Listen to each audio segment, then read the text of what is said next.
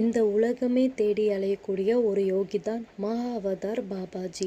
இவர் 2000 வருடத்திற்கு முன்பு பிறந்தார் என்றும் இன்றும் அவர் இமயமலையில் உயிரோடு இருப்பதாக பலரால் நம்பப்பட்டு வருகிறது.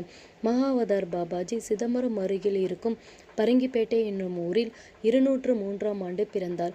இவரது பெயர் நாகராஜன் என்றும் அழைக்கப்பட்டார்.